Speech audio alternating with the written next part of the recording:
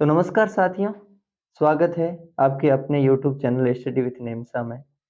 आपकी पढ़ाई बहुत बेहतरीन चल रही होगी। इसी आशा और अपेक्षा के साथ मैं आपको ये पूर्ण विश्वास दिलाता हूँ कि अपनी पढ़ाई बहुत बेहतर चल रही है और हम सब उत्तरोत्तर आगे की ओर बढ़ रहे हैं। जैसा कि साथियों आपको पता है कि हम कक्षा 10वीं के एनसीईआरटी की बुक समकालीन भारत के बारे में बात कर रहे हैं और उसमें पहले पार्ट से हमने संसाधनों के बारे में ही पढ़ना शुरू किया है कि सबसे पहले ये देखा कि संसाधन क्या है, संसाधन कितने प्रकार के होते हैं, उनके आगे अलग-अलग संसाधनों के प्रकारों के बारे में पढ़ा। जैसे हमने जल संसाधन पढ़ा, वन्य जीव और वन्य संसाधन पढ़े। उनके बाद धीरे-धीरे आगे कृषि संसाधन पढ़ा और इसी को आगे बढ़ाते हुए या इसी के अगले क्रम में आज हम खनिज संसाधनों के बारे में पढ़ेंगे।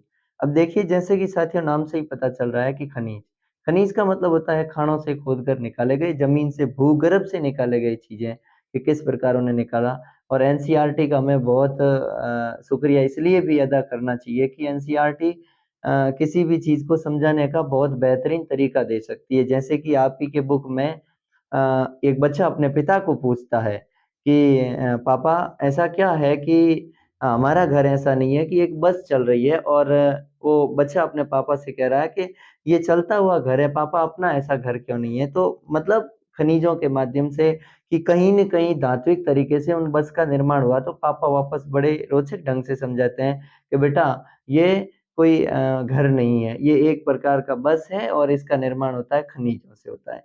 कहने का मतलब है व्यक्ति छोटे स्तर से लगाकर बड़े स्तर तक प्रत्येक में चाहे सुई से लेकर तलवार तक या फिर हम एक छोटे स्तर साइकिल से लेकर हवाई जहाज तक जितने भी यंत्रों का निर्माण करते हैं, जितने भी अभियांत्रिक मशीनों का निर्माण करते हैं या जितनी भी चीज़ों का स्वयं हम यहाँ तक कि अपने भोजन में भी खनिजों का उपयोग करते हैं। जैसे कि आपने साइंस में पढ़ा होगा कि भोजन के मुख्य जो तत्व है उसमें भी खनिज है, कार्बोहाइड्रेट है, वसा है, तो कहने का मतलब खनिज का ज़िक्र उसमें भी आता है।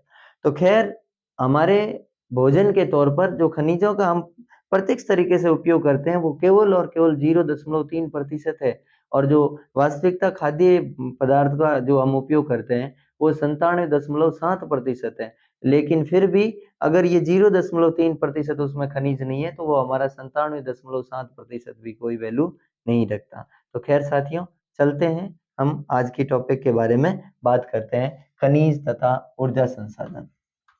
खनिज तथा ऊर्जा संसाधन।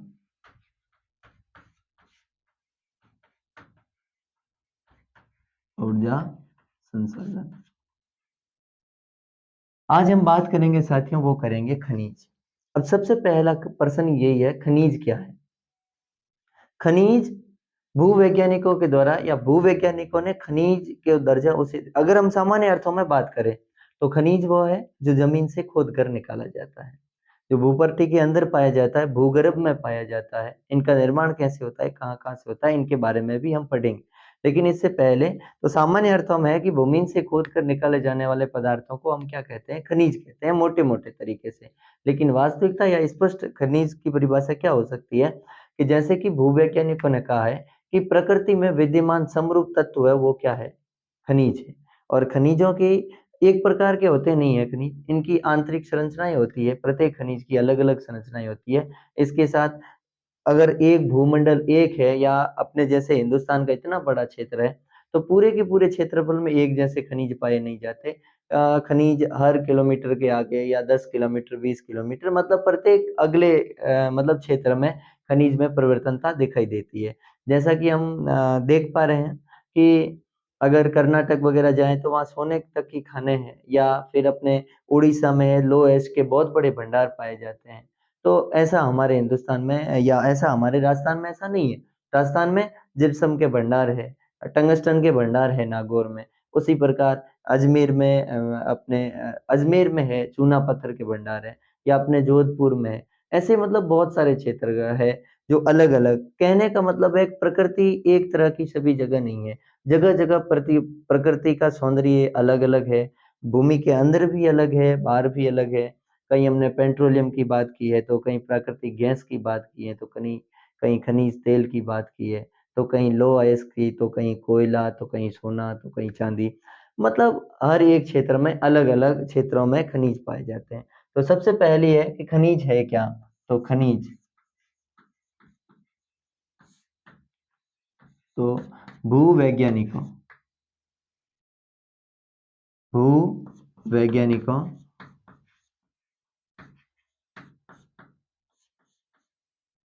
भूवैज्ञानिकों द्वारा बताया गया कि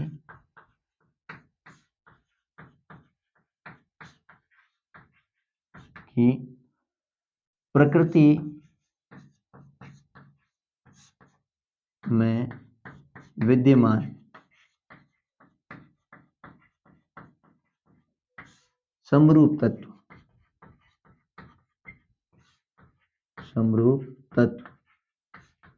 खनिज क्या है? समरूप तत्व खनिज कहलाते हैं तथा इसके साथ ही इनकी आंतरिक संरचनाएं हैं। इनकी आंतरिक संरचनाएं हैं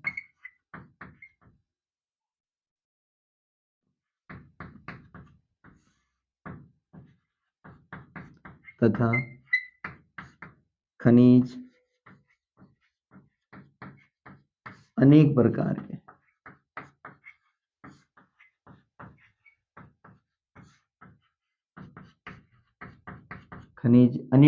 के हैं और इसमें ही अगर बात करें सबसे कठोर खनिज कौन सा है? हीरा। तो वही सबसे मतलब नरम खनिज वो है अपने चूना पत्थर।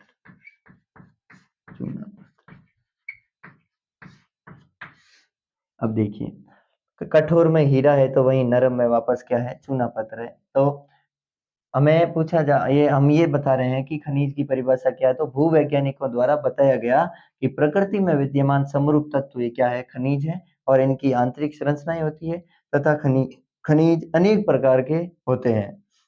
ये अनेक प्रकार के हैं और जिनमें अनेक प्रकारों में सबसे कठोर खनिज जैसे हीरा है तो नरम खनिज चूना पत्थर है। ये क्या है? मतलब खनिज की नॉर्मल जानकारी है या सामान्य परिचय खनिज के बारे में। खनिज क्या है? अब इसके साथ ही साथियों हमने जैसे पहले भी बात की, हिंदुस्तान के सभी क्षेत्रों में समान तरीके से खनिज नहीं पाए जाते हैं। राजस्थान में मरुस्थल जैसे क्षेत्र है तो वहीं अपने मैदानी प्रदेशों में या पहाड़ी क्षेत्रों में जमाव वहाँ सोना चांदी जैसे खनिज भी प्राप्त हो सकते हैं। तो वहीं उड़ीसा जैसे जहाँ मैग्नीज और कोबाल्ट के अपने बॉक्साइट के भंडार मिलते हैं। तो खैर उसी प्रकार अलग अलग जगहों पर अलग अलग प्रकार के खनिज मिलते हैं। अब देखिए, अब ये तो है कि खनिज की सामान्य परिभाषा या खनिज क्या है, ठीक है। अब देखो, तो अगर हम खनिजों के बारे में पढ़ रहे हैं तो इसका मतलब सामान्य जानकारी है खनिजों को निकाला कैसे जाता है। एक शब्द होता है उत्खनन और एक शब्द होता है खनन। सामान्य अर्थों में उत्खनन वो होता है कि भूगर्भ से ऊपरी परत को हटाकर कोई भी चीज खोदी जाती है, वो उत्खनन है। और मतलब ये तो ऊपरी परत है, भूगर्भिक वाली ऊपरी। और अगर कोई भूमि की गर्भ से कोई गहराई से कोई भी काम कर रहे हैं, हम गहराई से कोई भी चीज निकाल रहे हैं, तो वो क्या कहलाएगा? ये प्रक्रिया कि खनिजों को बाहर निकालने, भूमि के अंदर से खनिजों को बाहर निकालने की प्रक्रिया क्या कहलाती है? खनन कहलाती है। अब इसके आगे है कि खनिज कहाँ पाए जाते हैं। खनिज कहाँ पाए जाते हैं? तो याद रखना, खनिज अयस्कों में पाए जाते हैं। खनिज अयस्कों में पाए जाते हैं। अयस्कों में पाए जाते हैं। खनिज कहाँ पाए जाते हैं? अयस्कों में। तो खनिज अयस्कों में पाए जाते हैं। तो ये अयस्क क्या है? ये अयस्क क्या है? तो देखिए साथियों कि जिस समय कोई भी हम भूगर्भ के अंदर से कोई भी चीज निकालते हैं, कोई भी पदार्थ बाहर आता है, तब वो पूर्ण रूप से शुद्ध नहीं होता। तो मतलब उसका मतलब है उनमें बहुत सारी चीजों का मिश्रण होता है। और भूगर्भ से निकालते समय पदार्थ में जो मिश्रण होता है, उस मिश्रण को ही हम क्या कहते हैं? अयस्क कहते हैं। और इसी के साथ ही जैसे खनिज के बहुत सारे उदाहरण दे रखे हैं। जैसे कि उदाहरण के लिए हम बात करें तो अपनी किताब में ही उदाहरण दे रखा है कि जैसे चूना पत्थर है। एल्यूमिनियम ऑक्साइड है, एल्यूमिनियम ऑक्साइड, ठीक है। ये क्या है? ये अपने सिलिका है। ये क्या करते हैं? स्वच्छ रखते हैं, स्वच्छता को बढ़ावा देते हैं।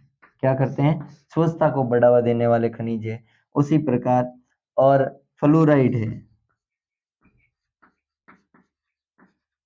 ये फ्लोराइड क्या करता है? ये दांतों को मजबूती प्रदान करता है, मजबूती देता है। ये फ्लोराइड क्या करता है? दांतों को मजबूती देता है। अब ये फ्लोराइड का निर्माण किससे होता है? तो ये फ्लूओराइड नामक खनिज से इसका क्या होता है? निर्माण, फ्लोराइड से। उसी प्रकार चमक प्रदान करता है दंत मंजन को, दंत मंजन को चमक प्रदान कौन करता है? चमक प्रदान करता है, वो आपके अभ्रक करता है, ठीक है। उसी प्रकार टिटेनियम ऑक्साइड है, वो भी दंत मंजन के लिए ही उपयोगी है। Titanium oxide, titanium oxide. इस प्रकार मतलब ये सारे के सारे सामान्य अर्थों में बहुत सारे हैं। तो अब खनिज कहाँ पाए जाते हैं? अयस्कों में पाए जाते हैं खनिज। अब देखो, अयस्क किसे कहते हैं? कि भूगर्भ से निकालते समय पदार्थ पूर्ण रूप से शुद्ध नहीं होते, उनमें बहुत सारे पदार्थ सम्मिलित होते हैं। उन्हीं सम्मिलित पदार्थों को क्या कहा जाता है? अयस्क कहा जाता है। अब देखिए साथियों कि हमने अयस्कों के बारे में बात की, हमने खनिज के बारे में बात की, ऐसे ही हम बहुत सारे तत्वों के बारे में और भी बात करेंगे। उसी प्रकार जैसे हमारे घर में लट्टू लगाए जाते हैं जिन्हें हम बल्ब कहते हैं, तो बल्ब में भी बहुत सारे खनिजों का प्रयोग किया जाता है। जैसे अपने एल्यूमिनियम है, तांबा है, टंगस्टन है, डोलोमाइट है और सीसा है। ऐसे बहुत सारे हम प्रयोग करते हैं। किसका प्रयोग करते हैं? खनिजों का। तो अब देखिए साथियों, इनके बाद अब हम पढ़ेंगे कि जो एक तो भूगोलविद है और एक भूवैज्ञानिक है, इन्होंने खनिजों को अलग-अलग भागों में विस्तृत किया है, या इनके बारे में इन्होंने खनिजों के अलग-अलग विस्तृत बातें की है। जैसे जो भूवैज्ञानिक है, उन्होंने तो क्या किया? एक तो भूगोलवेता है और एक है भूवैज्ञानिक। भूवैज्ञानिकों ने क्या किया? खनिज का पूर्ण रूप से, खनिज की आयु के बारे में, खनिज की संरचना के बारे में मैं यहाँ लिखा भी दूं आपको तो उचित रहेगा। एक होता है भूगोलविद, भूगोलविद, ठीक है। इन्होंने क्या किया? एक तो खनिजों की आर्थिक संरचना, आर्थिक संरचना व इन्होंने क्या, एक तो आर्थिक संरचना के बारे में ध्यान दिया, मतलब इन पे फायदा कितना हो सकता है। और दूसरा इन्होंने भूमि के एक अंश के रूप में, एक अंश के अध्ययन के रूप में, अध्ययन के रूप में, बस इन्होंने तो केवल इतना ही रखा। भूगोलविदों ने क्या किया है? एक तो खनिजों की आर्थिक संरचना के रूप में, और दूसरा है भूगोलविद है जो इसी के साथ ही भूमि के एक अंश के रूप में इन खनिजों का क्या किया? अध्ययन किया। इसके साथ ही साथियों जो अपने भूवैज्ञानिक है, कौन? भूवैज्ञानिक,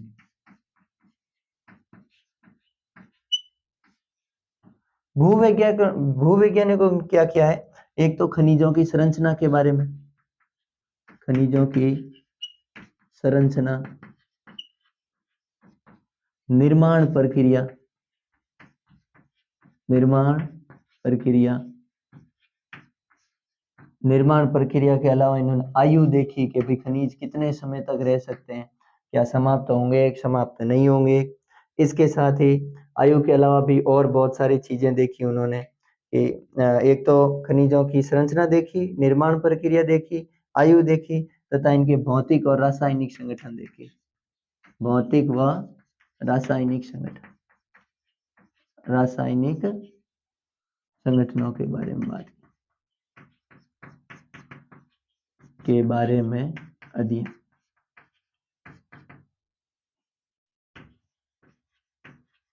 किया। तो भूगोलविदों ने क्या किया? खनिजों की आर्थिक संरचना वो भूमि के एक अंश के रूप में अध्ययन किया। और वहीं भूवैज्ञानिकों ने क्या किया? खनिजों की संरचना के बारे में, उनकी निर्माण विधि के बारे में तथा उनके भौतिक और रासायनिक संगठनों के बारे में, इसके साथ ही उनकी आयु सीमा के बारे में कि कौन सा खनिज है समय से मतलब कम समय में समाप्त हो जाएगा, कौन सा मजबूत है, कौन सा ज्यादा लाभदायक है, कौन सा कम लाभदायक है, उन सब के बारे में ये इन्होंने भूवैज्ञानिकों ने बात की। अब साथियों, अगर कोई भाई स्क्रीनशॉट लेना चाहता है तो भी अगर ले सकता है। इसके बाद हम बात करेंगे कि सामान्य वाणिज्य जो है उनको उनके संदर्भ में भी एक तो व्यापारिक तौर पर सामान्य और व्यापारिक तौर पर खनिजों का वर्गीकरण किया गया है। उससे पहले हम पढ़ेंगे कि खनिज कहाँ से प्राप्त होते हैं। तो हमने इतना पढ़ लिया, खनिज अयस्कों से प्राप्त होते हैं, लेकिन अब वो भी है खदानों से प्राप्त होते हैं, चट्टानों से भी प्राप्त होते हैं, कैसी चट्टानों से प्राप्त होते हैं, किस प्रकार की चट्टानों से प्राप्त होते हैं, अब हम उनके बारे में बात करेंगे। तो मैं आशा कर रहा हूँ कि आप सबने अगर स्क्रीनशॉट किसी ने लेना चाहे तो उसने ले लिया होगा। तो देखिए साथियों, अगर ये थोड़ा ध्यान दीजिए, दंत मंजन की चमक के लिए अभ्रक प्रदान करता है चमक, इसी के साथ टाइटेनियम ऑक्साइड भी उपयोग में लिया जाता है। और इसके साथ ही चूना पत्थर है, एल्यूमिनियम ऑक्साइड है और सिलिका है, ये क्या करता है? स्वच्छता प्रदान करता है। फ्लोराइड है, ये क्या करता है? दांतों को मजबूती प्रदान करता है। एक नंबर का सवाल हो सकता है, पूछा जा सकता है, यही महत्वपूर्ण है, खनिज अयस्कों में पाए जाते हैं। अब इससे एक नंबर का सवाल पूछेंगे खनिज क्या है या खनिज कहाँ पाए जाते हैं, तो खनिज एक भूवैज्ञानिकों द्वारा बताया गया है कि प्रकृति में विद्यमान समरूप तत्व क्या है? खनिज है, इनकी आंतरिक संरचनाएं होती है तथा खनिज अनेक प्रकार के होते हैं। सबसे कठोर खनिज हीरा है, तो नरम कौन सा है? चूना पत्थर है। अब देखिए साथियों, आगे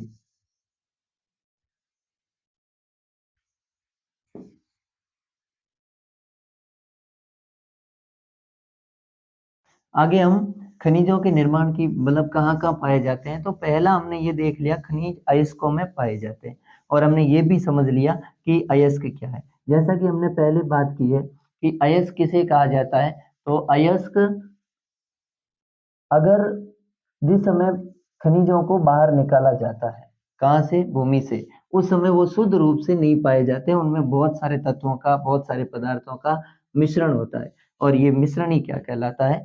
अयस्क कहलाता है। अब देखिए ये मिश्रण कहाँ कहाँ से प्राप्त होता है, तो उनके बारे में थोड़ा सा ध्यान दीजिए। अब देखिए साथियों, अब है अपने, जैसे हमने खनिज इतना हमने पढ़ लिया कि खनिज अयस्कों में पाए जाते हैं, अयस्कों में पाए जाते हैं, पाए जाते हैं। खनिज कहाँ पाए जाते? अयस्कों में। अब देखिए इनके बाद भी खनिजों का अलग अलग जगह से अलग अलग है, प्रति भूगर्भ में अलग अलग क्षेत्रों में अलग अलग भूगर्भ में भूगर्भिक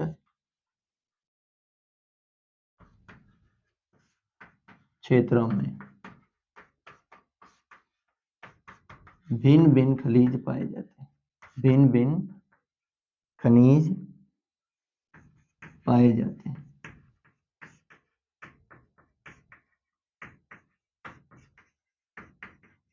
अलग अलग क्षेत्रों में अलग अलग खनिज पाए जाते हैं। अब इसमें देखिए साथियों, इसमें अपने जैसे पहले के लिए तो कुछ खनिज किसमें पाए जाते हैं? कायांतरित, कायांतरित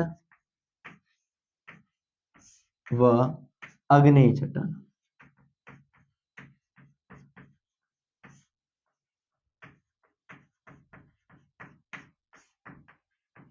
कुछ खनिज कहाँ पाए जाते हैं? कायांतरित और आग्नेय चट्टानों में पाए जाते हैं। कुछ है वो अवसादी चट्टानों में पाए जाते हैं। कौन सी चट्टानों में? अवसादी चट्टानों में। कुछ है वो पाए जाते हैं आपके अपघटित होने के बाद, अपघटित अपघटित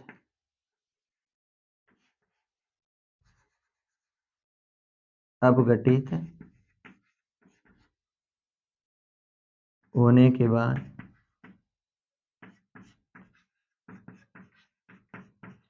सेज चट्टानों, चट्टानों।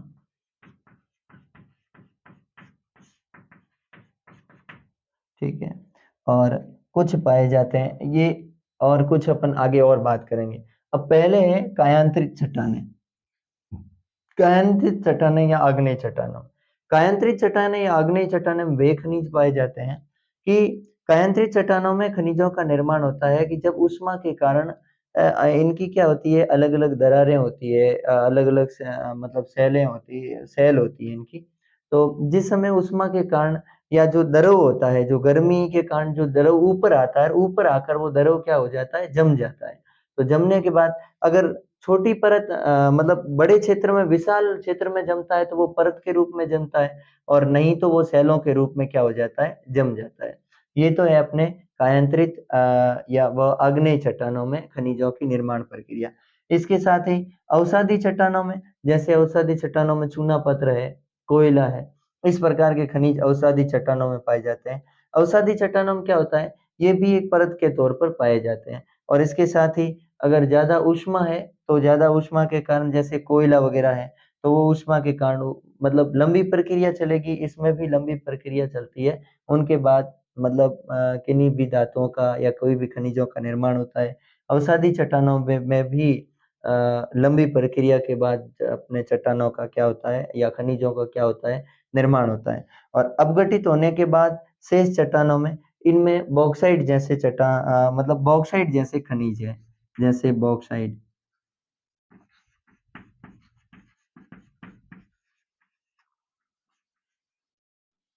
बॉक्साइट का जमा,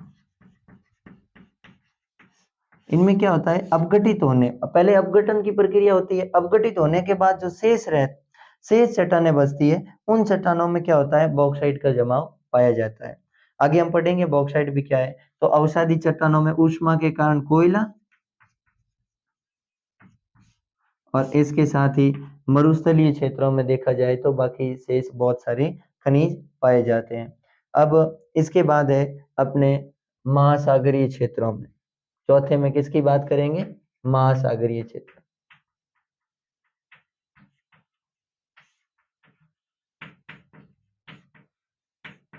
महासागरीय क्षेत्रों में भी खनिज पाए जाते हैं। देखिए साथियों, हमने बात की है पहले कायांतरित व आग्नेय चट्टानों की। कायांतरित और आग्नेय चट्टानों में ये हमने जैसे पहले भी बात की है कि ये विद्रोह में या परतों में पाए जाते हैं या भ्रंशों में पाए जाते हैं। और जिस समय ऊष्मा के कारण इनके जो द्रव पदार्थ ऊपर आता है, और ऊपर आने के बाद ये क्या हो जाता है, भ्रंशों में या परतों में जम जाता है। और जमने के बाद जैसे बहुत सारे धात्विक खनिज है, जिनमें सीसा है, तांबा है, जस्ता है, ये सब कायांतरित और आग्नेय चट्टानों में मिलता है।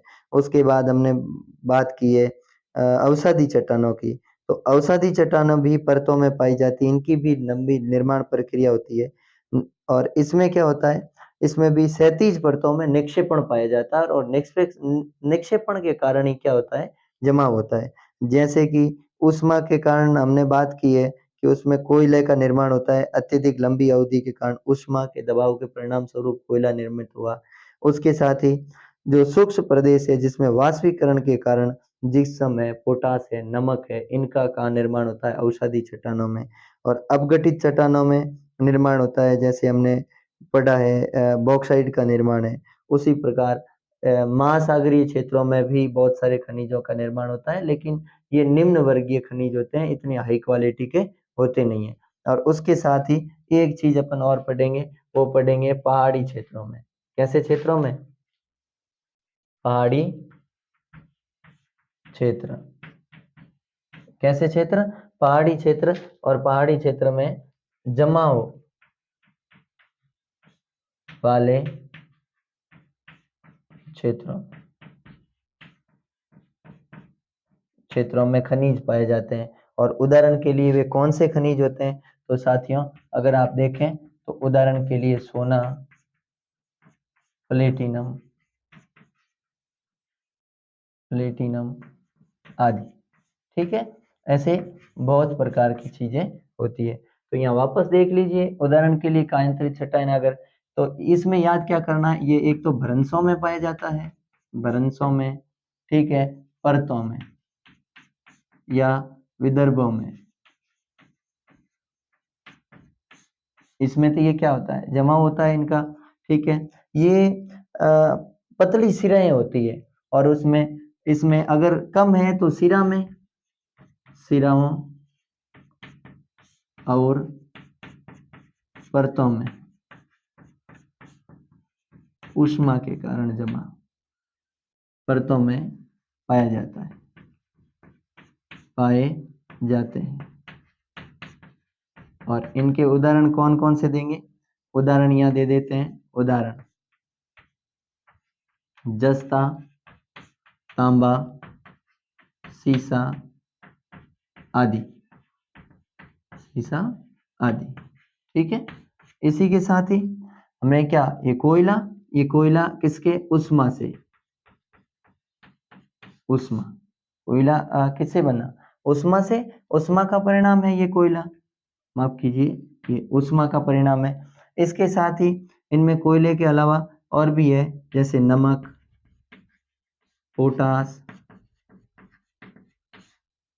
ये शुष्क क्षेत्रों में, नमक है, पोटास, ये कहाँ पाए जाते हैं, शुष्क क्षेत्रों में, वाष्पीकरण के कारण, शुष्क क्षेत्र में। और किसके कारण, वाष्पीकरण के, वाष्पीकरण के कारण, ठीक है।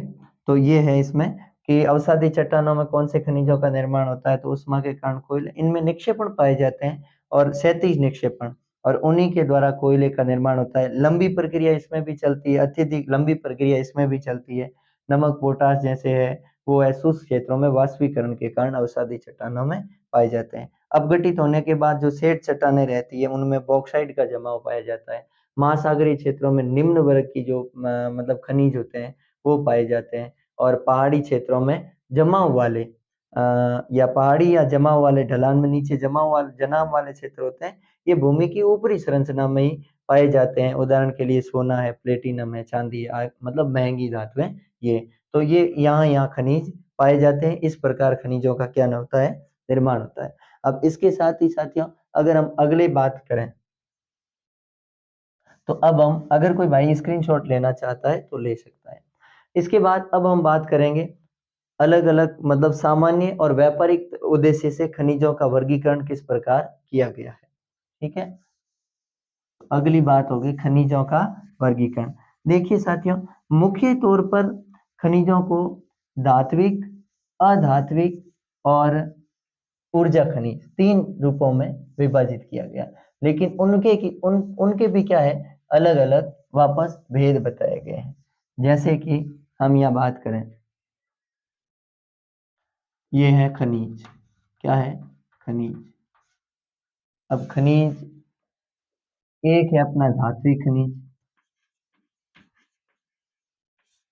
ठीक है, एक अपना है अधात्विक खनिज,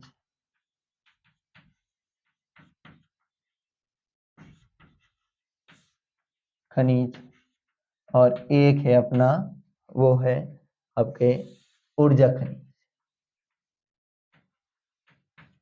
कौन सा खनिज, ऊर्जा खनिज। ये अपने तीन प्रकार के खनिजों को तीन भागों में विभाजित किया है, धात्विक खनिज, अधात्विक खनिज और ऊर्जा खनिज। अब धात्विक खनिजों को भी वापस अलग अलग भागों में विभाजित किया गया है, और वो है, एक है लौह खनिज। कौन सा खनिज, लौह खनिज, ठीक है। एक है अलोह खनिज,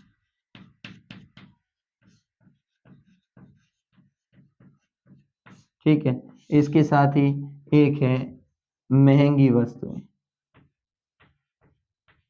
महंगी धातुएं।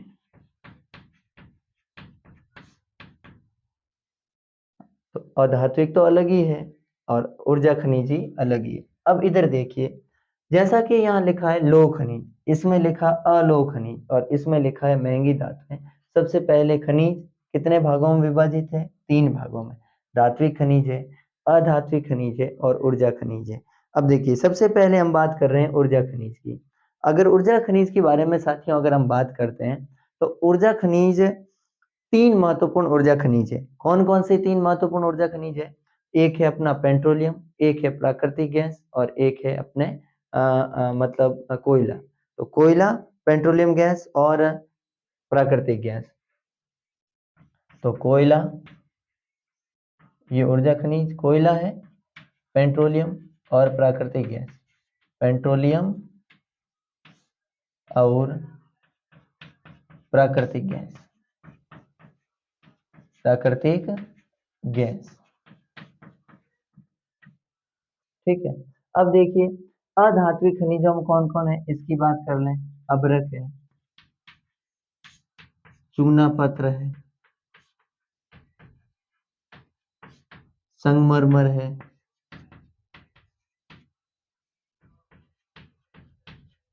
नमक है, पोटास है आदि। ठीक है। कभी कभार बहुत बार प्रश्न पूछा जाता है कि अधात्विक खनिज कौन से हैं, तो अभ्रक का सबसे पहले दिया जाता है। याद रखना साथियों, अभ्रक एक अधात्विक खनिज है, चूना पत्थर है, संगमरमर है, नमक है, पोटास है, ये सब कैसे खनिज है, अधात्विक खनिज। ऊर्जा खनिज में कोयला है, पेट्रोलियम है और प्राकृतिक गैस है। अब इधर आइए धात्विक खनिज, इनमें धातु का अंश पाया जाता है, उसमें धातु का अंश नहीं पाया जाता। इतना याद रखिए, जिनमें धातु का अंश पाया जाता है इनका मतलब साथियों ये बताया जा रहा है कि ये विद्युत के सुचालक है, इनमें चमक पाई जाती है, ये तन्य होते हैं, ये आघात वर्तने होते हैं। अब क्या होता है तन्य और आघात वर्तने, इनके बारे में हम आगे अभी पढ़ेंगे। अब इससे पहले देखिए ये है लौह खनिज। लौह खनिज का मतलब होता है लोहे का अंश पाया जाता है, लोहे का अंश पाया जाता है, अंश विद्यमान। ठीक है। और अलोह, इसमें लोहे का अंश नहीं होता है, लोहे का अंश नहीं होता है, मतलब लोहा नहीं पाया जाता इसमें। और महंगी वस्तुओं में जैसे सोना, चांदी, प्लेटिनम, ये धातुएं क्या है, महंगी धातुओं में। तो महंगी धातुओं में सोना है, चांदी है, प्लेटिनम। अब महत्वपूर्ण ये है, पिछली बार प्रश्न पूछा था कि मतलब धात्विक खनिजों के बारे में पूछा था कि लो खनिज और अलो खनिजों में अंतर लिखिए क्या है। तो साधारण से सीधा सा अंतर है कि लो खनिज उन्हें कहते हैं कि जो क्या है कि जिसमें लोहे का अंश पाया जाता है, और अलो खनिज उन्हें कहते हैं जिनमें लोहे का अंश नहीं पाया जाता। अब देखिए, अब इनके अलो खनिज के उदाहरण कौन कौन से हैं, उदाहरण देख लेते हैं। तांबा, सीसा, जस्ता आदि, मतलब जिनमें लोहा नहीं पाया जाता। और इसमें लो अयस्क,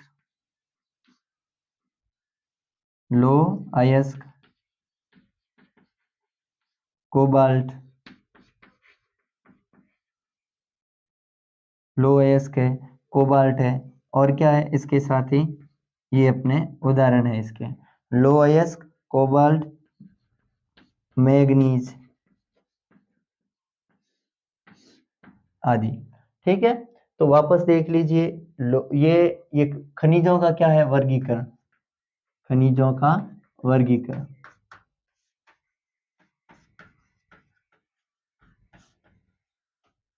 और ये किसके आधार पर है वर्गीकरण, सामान्य व व्यापारिक उद्देश्यों के आधार पर।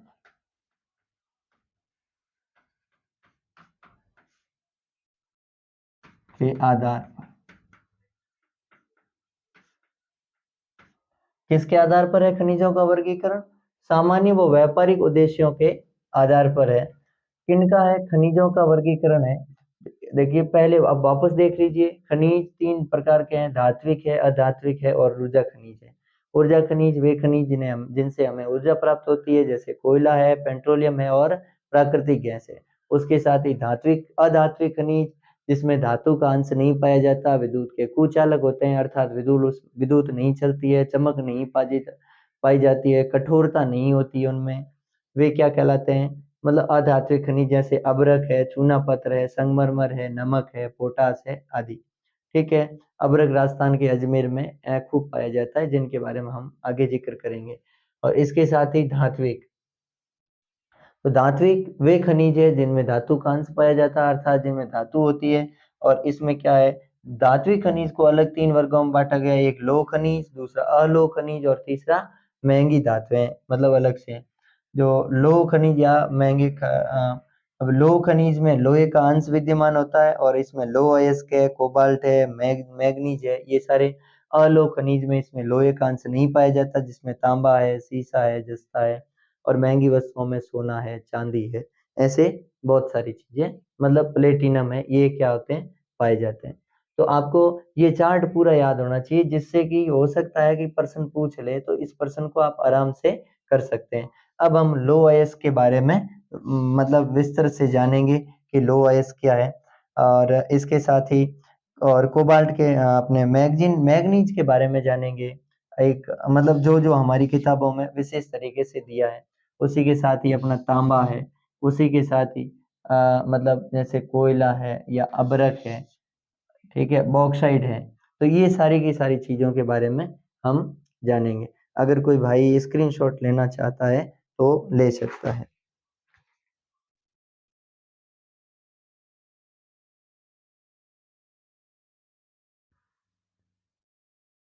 अब देखिए साथियों, इसके साथ ही तो ये सारा का सारा हमने कर लिया। जैसे अलोह खनिज में तांबा, सीसा, जस्ता, बॉक्साइट वगैरह ये सब किस में आएंगे, अलोह में आएंगे। और लोह खनिज में लोह अयस्क है, मैग्नीज है, निकल है, कोबाल्ट, सब उसमें आएंगे। चलिए अब हम आगे बात करेंगे। इससे पहले कुछ महत्वपूर्ण चीज आई हुई है, रेट हॉल खनन क्या है। तो रेट हॉल खनन के बारे में भी पढ़ेंगे कि भाई रेट हॉल क्या है। तो चलिए साथियों, चलते हैं आगे की ओर। तो हमने खनिजों का वर्गीकरण, जैसे कि रेट हॉर्न खनन। देखिए साथियों कि हिंदुस्तान में खनिजों पर सरकार का नियंत्रण है, राष्ट्रीय स्तर पर। पूरे स्तर पर किसका नियंत्रण है, राष्ट्र का है, पूरे देश का है। सरकार की अनुमति के बिना या उनको उनसे अनुमति लिए बिना हम किसी भी खनिज का उत्खनन नहीं कर सकते, खनन कार्य नहीं कर सकते। फिर भी उत्तर पूर्वी क्षेत्र ऐसे हैं जिनमें भाई उत्खनन का कार्य किया जा रहा है, रेट होल, ठीक है। और ये विशेष तौर से रेट होल क्या है, रेट होल है अपने जोवाई और चेरापूंजी। कहाँ, जोवाई और चेरापूंजी, मेघालय के क्षेत्र में परिवार के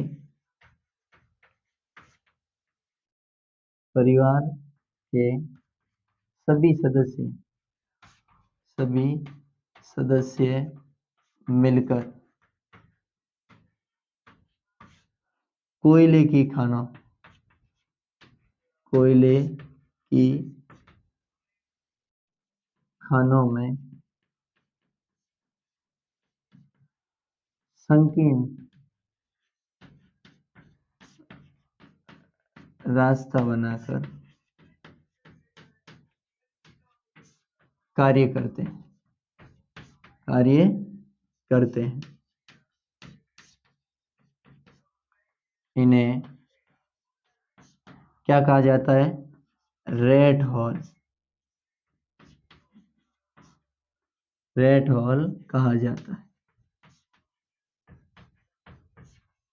हालांकि रेट हॉल पर रोक भी लगाई गई है कि इससे परिवार को संकट हो सकता है, क्योंकि वो संकीर्ण रास्ता बनाया जाता है। किसी भी समय कोयले की खदानें हमेशा उष्मा से परिपूर्ण होती है, कभी भी आग लग सकती है, कभी भी उनके ऊपर वो मतलब गिर सकती है, या वो बिखर सकती है या टूट सकती है। तो यहाँ इनकी सुरक्षा के लिए, इनकी परिवार की रक्षा के लिए जो नेशनल ट्रिब्यूनल्स हैं, उनके द्वारा इनके ऊपर रोक लगाई गई है। और रेट होल घटना या रेट होल खनन क्या है, तो आपको लिखना है, जोवाई और चेरापूंजी में परिवार के सभी सदस्य मिलकर कोयले की खानों में संकीर्ण रास्ता बनाकर वहां कार्य करते हैं, अर्थात कोयले का क्या करते हैं, उत्खनन करते हैं। इन्हें क्या कहा जाता है, रेट हॉल खनन कहा जाता है। और अब इसके ऊपर रोक भी लगाने का प्रयास किया गया है, रोक लगाई भी गई है, कुछ क्षेत्रों में रोक लगी भी है, लेकिन कुछ भी नहीं है। जैसा कि बजरी खनन पर, ये बजरी निकालना एक प्रकार का खनन ही है, तो ऊपरी परत को हटाना, तो ये इस पर भी रोक लगाई गई है। लेकिन फिर भी आपको पता है खनन माफिया बहुत सारे आज भी चोरी छुपे काम ऐसा करते रहते हैं। अब देखिए, तो एक तो ये अपना है रेट हॉल, तो जो जवाई और चेरापूंजी में जो यहाँ जवाई और चेरापूंजी में परिवार के सदस्य सभी एक साथ रहकर करते हैं। अब साथियों, अगली बात है हमारी, वो ये बात है कि लौह अयस्क। अब हम लौह खनिज पढ़ेंगे, और लौह खनिजों में पहला है अपना लौह खनिज, और लौह खनिज में पहला क्या है? लौह अयस्क। लौह अयस्क बहुत महत्वपूर्ण है, बहुत बार पूछा जा चुका है लौह अयस्क। ये विकास की रीढ़ है, विकास की रीढ़। देश में विकास की रीढ़ अगर कोई है तो वो कौन सा है? लौह अयस्क है। और इसके साथ ही ये हमारे देश में भरपूर मात्रा में है। विकास की रीढ़ किसे कहा जाता है? लौह अयस्क। लौह अयस्क के महत्वपूर्ण याद रखना है, एक मैग्नेटाइट, मैग्नेटाइट किस किस्म का? मैग्नेटाइट किस्म का लौह अयस्क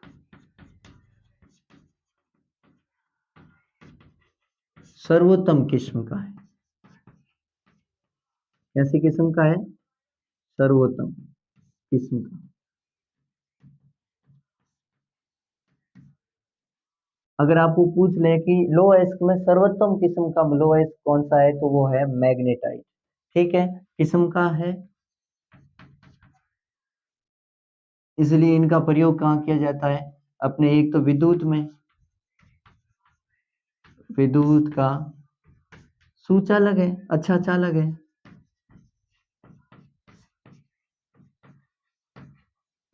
और उद्योगों, उद्योगों में प्रयोग। ठीक है, और इसमें 70%, कितने प्रतिशत? 70% लोहांश होता है। लोहांश का मतलब होता है लोहा, लोहे का अंश पाया जाता है। ये एक तो है मैग्नेटाइट। ठीक है, इसके साथ ही एक होता है हेमेटाइट। क्या नाम है? हेमेटाइट। ये उद्योगों में, औद्योगिक क्षेत्र में सबसे महत्वपूर्ण लोहांश है, सबसे महत्वपूर्ण, औद्योगिक क्षेत्र में सबसे महत्वपूर्ण लोहांश,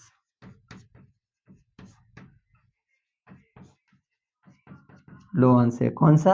हेमेटाइट। और इसमें 50 से 60% लोहांश पाया जाता है, लोहांश पाया जाता है।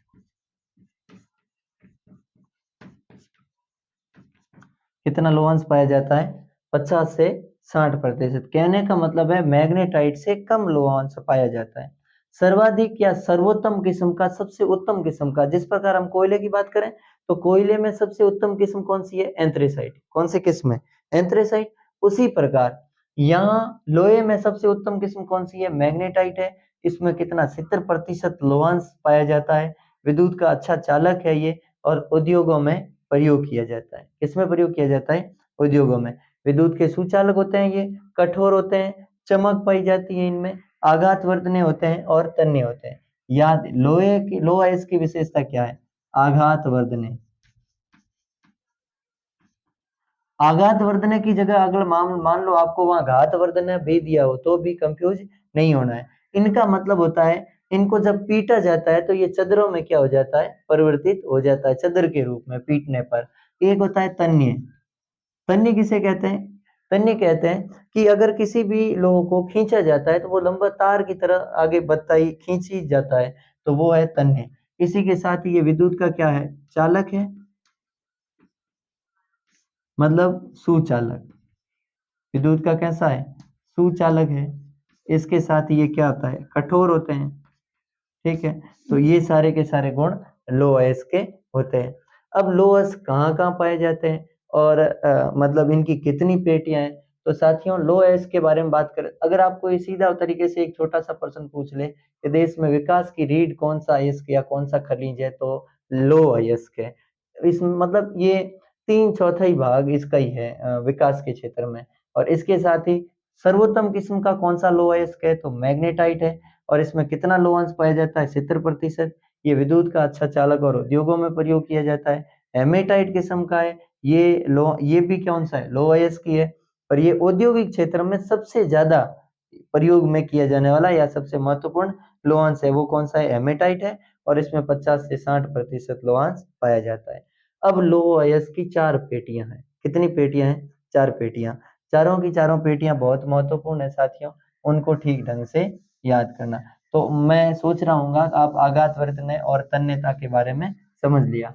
आघात वर्तनता उसे कहते हैं कि जब लोहे को पीट कर या जब धातु को पीट कर चदर के रूप में परिवर्तन किया जाता है, तो वो क्या कहलाता है, आपके आघात वर्धने कहलाता है। और उसी प्रकार तन्य किसे कहेंगे कि जब धातु को खींचा जाता है या जब लोहे को खींचा जाता है तो वो तार के रूप में परिवर्तित हो जाता है। खींचने पर किसके रूप में, तार के रूप में परिवर्तित हो जाता है। तो उस समय उसे क्या कहेंगे हम, उस समय उसे तन्य कहेंगे। विद्युत का इसका मतलब, विद्युत का सुचालक का मतलब होता है वो करंट का सुचालक होता है। अब देखिए इनकी पेटियां, तो लौह अयस्क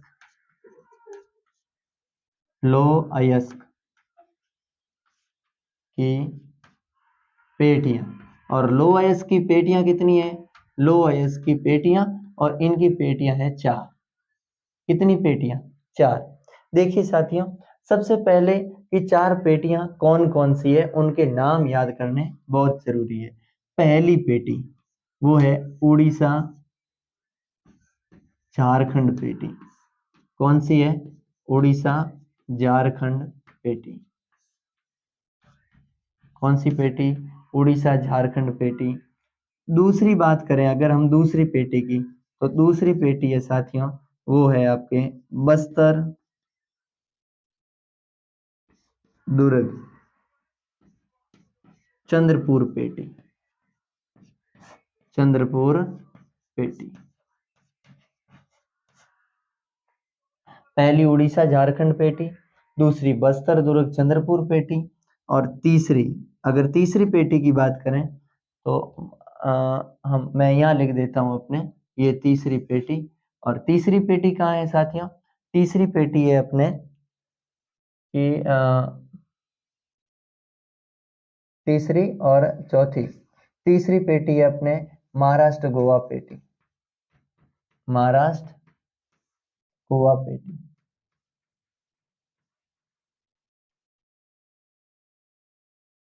तीसरी कौन सी पेटी है, महाराष्ट्र गोवा। और चौथी है बल्लारी। कौन सी, बल्लारी। और एक अपने इसके साथ ही, ये अलग अलग नाम है, कर्नाटक के क्षेत्र है बल्लारी। जैसे कि ये देखा ना कि उड़ीसा झारखंड पेटी, तो इनके भी अलग अलग, ये उड़ीसा और झारखंड में अलग अलग। उड़ीसा का मयूरभंज जिला है, झारखंड का सिंहभूम जिला है। वहाँ बस्तर दुर्ग और चंद्रपुर ये सब महाराष्ट्र, और अपने नाम क्या है, छत्तीसगढ़ के क्षेत्र है वहाँ की है। तो यहाँ है एक महाराष्ट्र और गोवा पेटी है। और यहाँ है अपने बल्लारी और अपने मंगलुरु पेटी। ठीक है, इसका पूरा नाम तो थोड़ा बड़ा है, लेकिन आप इतना याद कर लोगे तो भी कोई दिक्कत है नहीं कि बल्लारी मंगलुरु पेटी। अब देखिए, पहली है उड़ीसा और झारखंड पेटी। उड़ीसा और झारखंड पेटी, तो उड़ीसा का एक क्षेत्र है वो है मयूरभंज। मयूरभंज, मयूरभंज जिला है। और झारखंड का जिला है वो है सिंहभूम। कौन सा, सिंहभूम। और इन दोनों क्षेत्रों में, यहाँ के इन जिलों, ये दोनों जिले हैं, दोनों क्षेत्र है, यहाँ की पहाड़ियों पर कौन सी किस्म का पाया जाता है, दोनों में हेमेटाइट।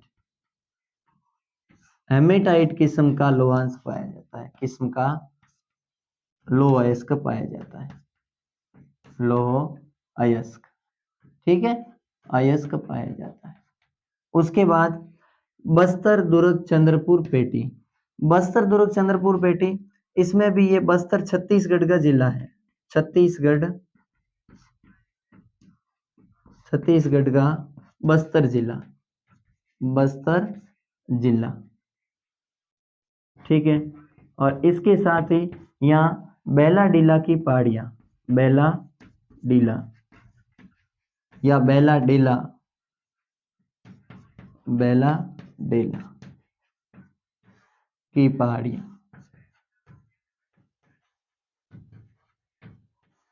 ठीक है। ये छत्तीसगढ़ का बस्तर जिला है, यहाँ बेलाडीला की पहाड़ियां हैं। तो और देखो लिखा क्या है, बेलाडीला, मतलब इनके पहाड़ियों का आकार है बैल के डील का आकार, मतलब बैल के शरीर का आकार है, इसलिए इन पहाड़ियों का नाम क्या हो गया, बेलाडीला। एक कन्नड़ का और शब्द है कुंदरे, हम आगे बात करेंगे अपनी अगली पेटी में। कुंदरे का अर्थ होता है कन्नड़ भाषा में घोड़ा, क्या होता है, घोड़ा। तो उनके संदर्भ में बिलारी मंगलुरु पेटी है, ये कर्नाटक में है। तो कर्नाटक में कुंदरे की पहाड़ियां हैं, और उन कुंदरे की पहाड़ियां इसलिए कहते हैं क्योंकि वो घोड़े की आकृति की नुमा पहाड़ियां, इसीलिए इन्हें कुंदरे पहाड़ियों के नाम से भी जाना जाता है। बस्तर दुर्ग चंद्रपुर पेटी कहाँ है, छत्तीसगढ़ का बस्तर जिला है। बेलाडीला जिन्हें इनकी पहाड़ियां हैं। और यहाँ सर्वोत्तम किस्म का हेमेटाइट पाया जाता है,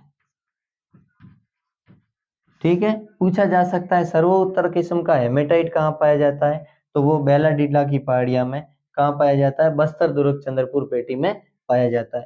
पहली पेटी कौन सी है, उड़ीसा झारखंड पेटी। दूसरी है बस्तर दुर्ग चंद्रपुर पेटी।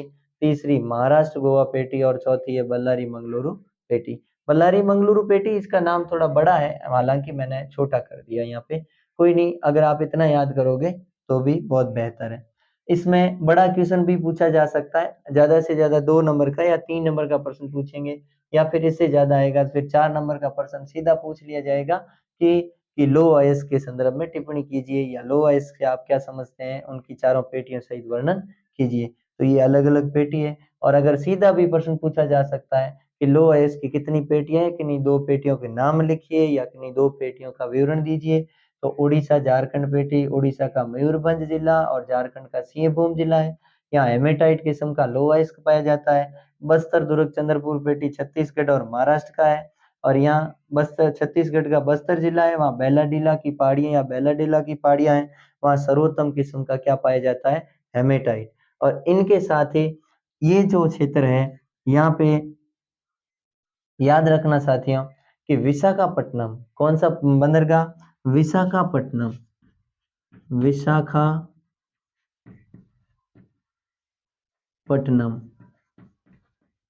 ठीक है। कौन सा, विशाखापट्टनम पतन।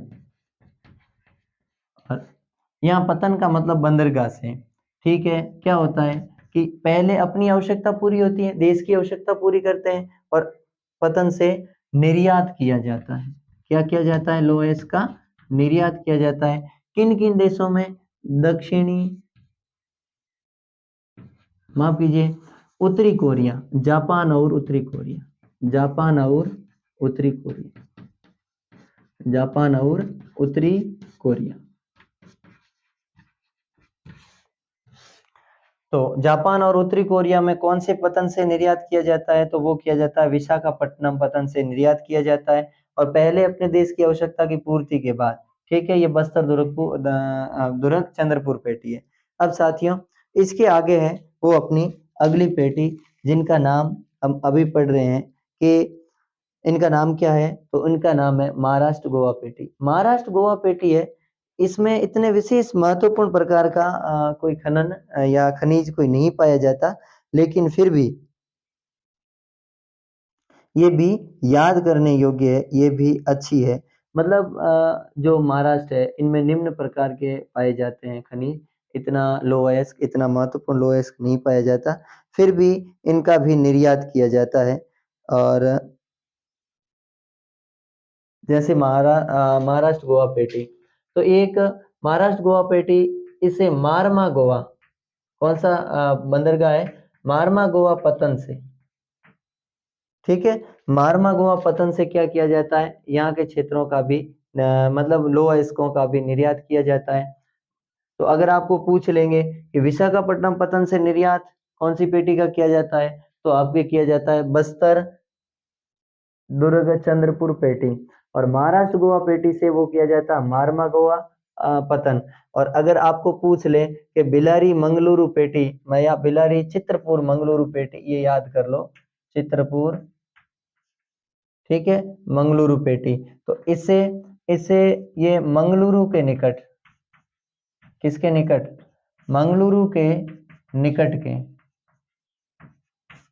के पतन से, पतन से क्या किया जाता है, पतन से निर्यात किया जाता है, किया जाता है। इसके साथ ही ये कहाँ है, कर्नाटक, कहाँ है, कर्नाटक का क्षेत्र है। और कर्नाटक की कौन सी पहाड़ियां, कुंदरे पहाड़ियां, कर्नाटक कुंदरे पहाड़ियां।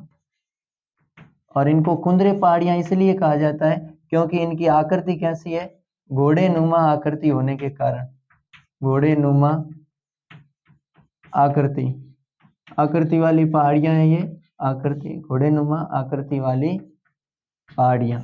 जैसा कि हमने अभी बात की थी कि घोड़े वाली आकृति नुमा पहाड़ियों को कुंदरे पहाड़ियां इसलिए कहा जाता है क्योंकि कन्नड़ भाषा में, कौन सी भाषा में, कन्नड़ भाषा में कुंदरे का अर्थ क्या होता है, घोड़ा होता है। इसलिए इस प्रकार अपने ये लो एस की कितनी पेटियां हैं साथियों, 4 पेटियां। एक बार वापस ध्यान दे दीजिए। सबसे पहले हमने पढ़ा लो अयस्क देश के विकास की रीढ़ की हड्डी है, मतलब वो कौन सी है, लो अयस्क है। 3/4 विकास लो अयस्क पर ही निर्भर करता है। इसके साथ ही ये तन्य है, ये घात वर्धनीय है, मतलब आघात वर्धनीय है। इसके साथ ही ये कठोर होता है, चमक है, विद्युत का सुचालक है। इसमें सबसे मैग्नेटाइट सर्वोत्तम किस्म का लो अयस्क है जिसमें 70% तक लो अयस्क पाया जाता है, मतलब लो अंश पाया जाता है। हेमेटाइट उद्योगों में सब सर्वाधिक महत्वपूर्ण अगर कोई लोहांश है तो वो हेमेटाइट है। उनमें मतलब अपने मैग्नेटाइट से कम, लेकिन फिर भी 50 से 60% लोहांश पाया जाता है। और 4 पेटियां, पहली ओडिशा, जिसे वर्तमान में ओडिशा झारखंड पेटी के नाम से, ओडिशा का मयूरभंज जिला, झारखंड का सिंहभूम भुज जिला। ये क्या है, हेमेटाइट किस्म का लो अयस्क निकलता है, मतलब यहाँ लोहांश निकलता है। बस्तर दुर्ग चंद्रपुर पेटी ये महाराष्ट्र और छत्तीसगढ़ की है। छत्तीसगढ़ का बस्तर जिला है, बेलाडीला की पहाड़ियां हैं, यहाँ सर्वोत्तम किस्म का हेमेटाइट निकलता है। और इनका जो भारत में उपयोग होने के बाद या जो भारत में पहले अपनी आपूर्ति पूरी करने के बाद यहाँ से निर्यात किया जाता है विशाखापट्टनम पतन बंदरगाह से। और किन देशों में, जापान और उत्तरी कोरिया। उसी प्रकार महाराष्ट्र और गोवा पेटी है, वहाँ मारमागोपत्तनम से क्या किया जाता है, निर्यात किया जाता है। वहाँ इतना उच्च कोटि का प्राप्त नहीं होता। बल्लारी चित्रपुर अपने मंगलुरु पेटी है, इसमें मंगलुरु के निकट के पतन से क्या किया जाता है, निर्यात किया जाता है। इसके साथ ही ये बल्लारी वगैरह या कर्नाटक में कुंदरे पहाड़ियां, और कुंदरे पहाड़ियां, वहाँ की पहाड़ियां कुंदरे इसलिए कहा जाता है क्योंकि वो घोड़े नुमा होती, क्योंकि कन्नड़ में कुंदरे को घोड़ा ही कहा जाता है। घोड़े नुमा आकृति होने वाली नुमा आकृति वाली वो क्या है, पहाड़ियां हैं। तो इस प्रकार हमने क्या पढ़ा साथियों, कि हमने लो अयस्क की चारों की चारी पेटियों के बारे में बात की कि लो अयस्क क्या है और लो अयस्क कहाँ कहाँ पाया जाता है। तो बाकी साथियों अगली बात करेंगे हम अपने अगले एपिसोड में। तब तक के लिए नमस्कार।